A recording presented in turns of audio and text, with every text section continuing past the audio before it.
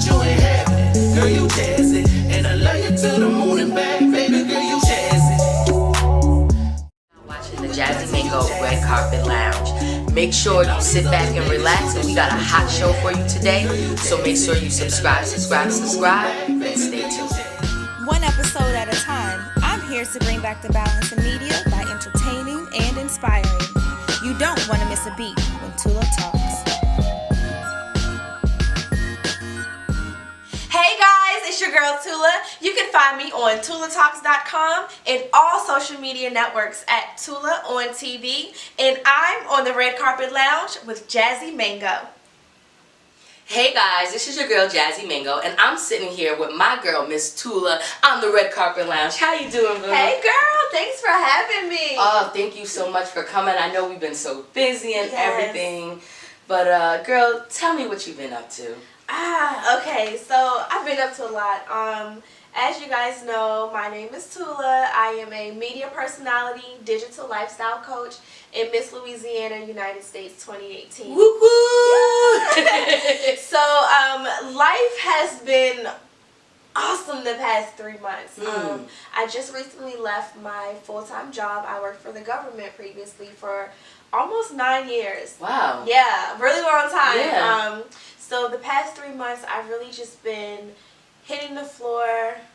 I want to say running, but also pacing myself in reference to restructuring my company, putting out more efforts with my community service, like partnering with NAMI, that stands for the National Alliance for Mental Illness, because one of my goals is to help bridge the gap with mental health awareness. Absolutely. And yeah, I've been getting my life together. Yes, you've been going up. Yes, things have been working out, but that's what I've been up to so far. Well, you touched on a lot of topics right there, so I want to ask you first and foremost, what made you say, I'm tired of working this 9 to 5, I want to go out on a limb and start my own company? So, I always knew that the government was a pit stop for me. The first day that I was an intern, when we did our orientation, like go around the cubes, like I would never forget this. This one lady, she was so sweet, but she was like, oh my goodness, I started off as an intern about 20 years ago. And when she said that, you were like, oh hell no, I'm not going to be here for 20 years. I was like, oh my goodness, no, that's not going to be me. Right. And honestly, if it was up to me, I would have left the government about 4 years ago, to be completely honest, but God was like, it wasn't time. Right. The government was a blessing. I was able to fund my show, fund my travel, like fund my life. Right. Not many people were getting paid the amount I was getting paid for my age. Right. And the tables turned, and it just went from the government being able to support me to it was starting to hinder me. Yeah. And I found myself being put in toxic situations, toxic work environments. And you know the saying, when you keep finding yourself in situations, you gotta look in the mirror and be like, okay, is it me? Is it you? And so I did that, and it was some things I did have to fix, but then it's like, okay, I'm legit. They can't say nothing. Right. And I'm still running into these issues. God was making me so uncomfortable. It was time to go, because it was like this government job.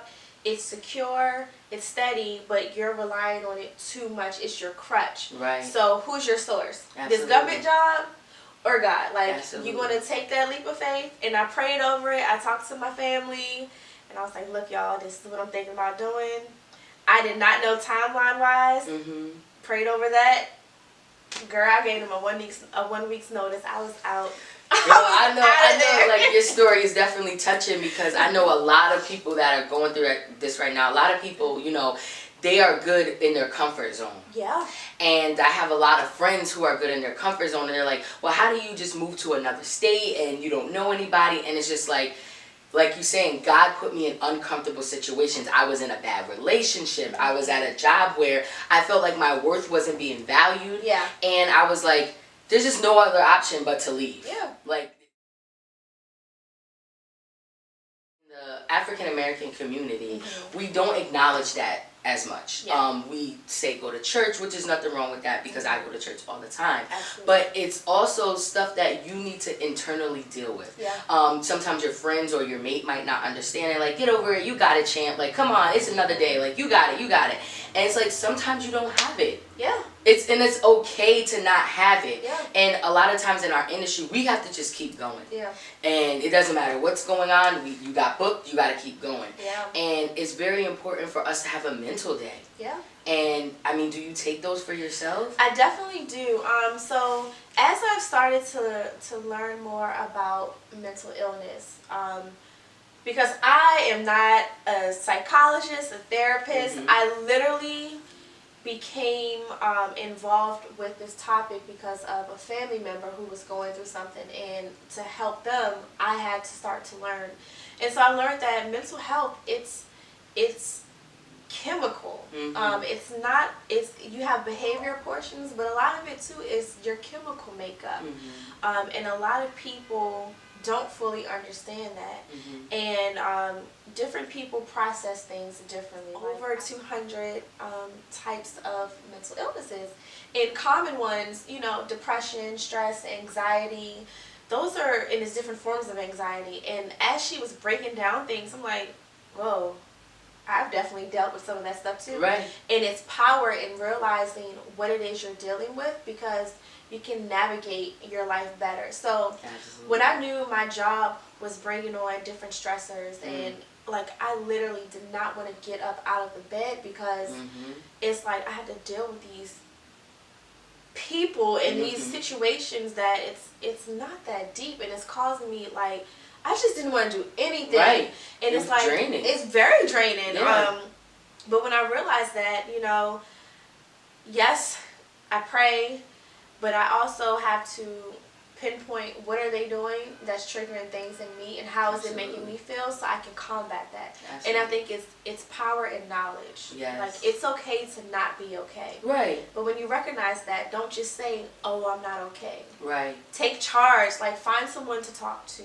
Find a therapist. They have chats. They have text messages that you can use. Like, if you want to remain anonymous, you can find text messages, online chats. Like, NAMI really is a really good resource. They're the largest grassroots organization in the nation, and their primary goal is to help connect people to different resources within their area. So if you're watching this and you feel like you need help, you need to talk to someone. NAMI, it stands for the National Alliance on Mental Illness. Definitely go on their website. If you go to my page, I post stuff from them all the time.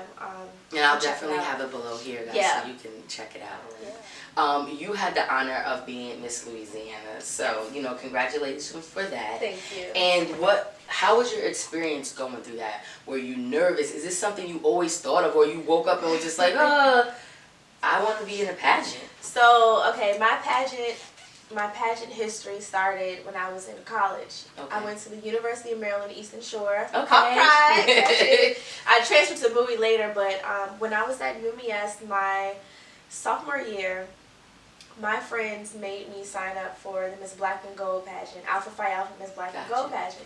I was like, I'm not doing a pageant. I'm not a pageant girl.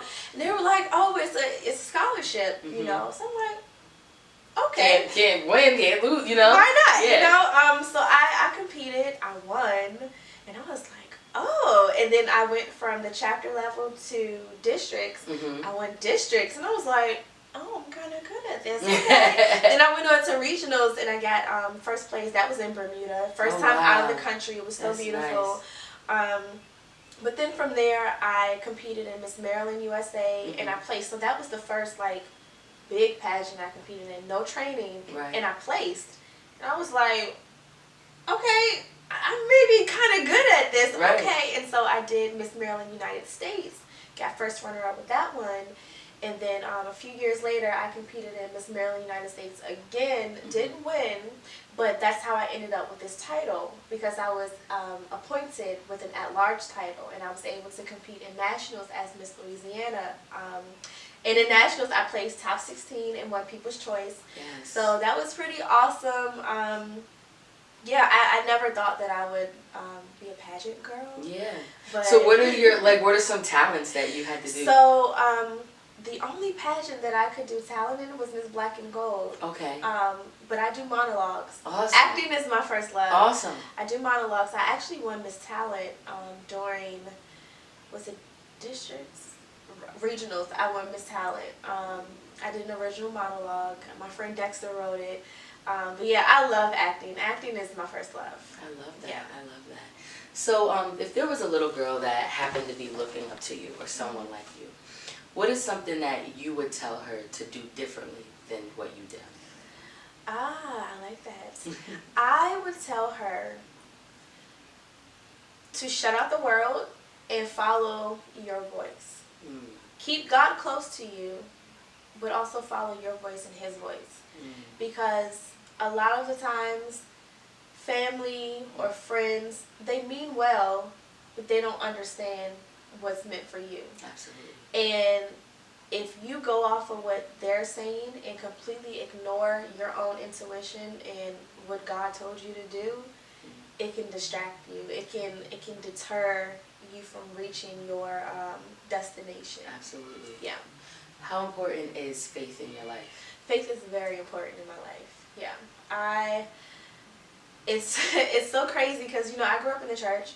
And I feel like I'm like everyone else, when they say, "Oh, I grew up in the church, but then I rediscovered God again for myself," like I never let go of my faith, right. Even in school.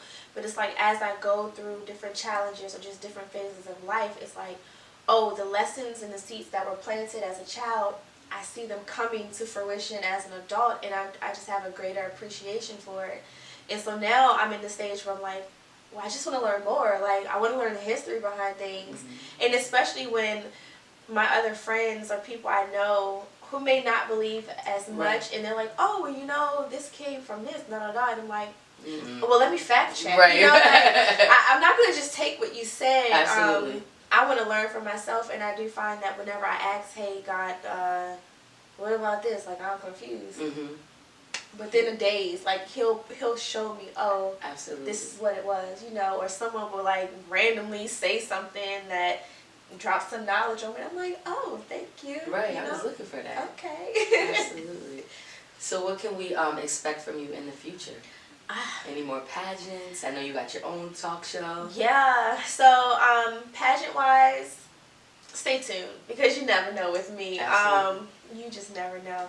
But right now, so I'm actually gearing up to put out some digital courses. One of my goals is to use my story, to use my pain points to help other people. So I'm actually working on ways to develop different courses and different materials where I can help other people go through similar situations. Absolutely. So you guys will definitely see that like dropping that. very soon. Yes. Also developing my show. We're gearing up, putting out more content. I've been fine-tuning to make sure that, I'm going in the right direction and okay, I thought I was supposed to go in this direction, let me back it on up. Right. But yeah, and then also taking my platform as Miss Louisiana and honestly just pushing it as though I did win the national title. Absolutely. Mental health awareness is something that's very important to me. Yes. And it's a topic that finally people are starting to pay attention to. But it's so complex and it's so many disconnects within it. I really want to produce a documentary on the topic. In the future, I see myself producing documentaries and just pieces of content in general that help educate and inspire people. You could just get full force and start running with it. Awesome. So, guys, this is Miss Tula. I'll let her introduce herself again and also let you know where you can follow her on all her social media. Yes. So, hey guys, my name is Tula. I am a media personality, digital lifestyle coach in Miss Louisiana, United States. You guys can keep up to date with all of the great things we have coming on. You can follow me on social media at Tula on TV. You guys in the area, you're looking for personality, hit me up, okay? Let's collab, y'all. Oh, you guys also know this is your girl Jazzy Mango, and this is the Jazzy Mango Red Carpet Lounge. You can also find me, guys, on Love Hurts as Miss Tiffany on the Silk White YouTube channel, and we're out, guys. Love you and stay tuned. other niggas shooting shot, but you ain't have it. Girl, you jazzy, and I love you to the moon and back, baby. Girl, you jazzy. Yeah, I'm talking about you, baby. I gotta tell it all. And if any niggas speaking bad about you, they better knock it off. You been so good to me. Love the way you try to thing on me. And I love how you take care of me. It's like magic when you put the hands on me. Now, baby, you know it's real. Cause I told my mom about you. And none of my homies have any doubts. They all know I'm crazy about you. So you never putting on. Love it how you keep it real with me. You ain't got a problem setting me straight. You can deal with me. This kind of love don't come around too often. And I'm gonna love you unconditional till the man will call.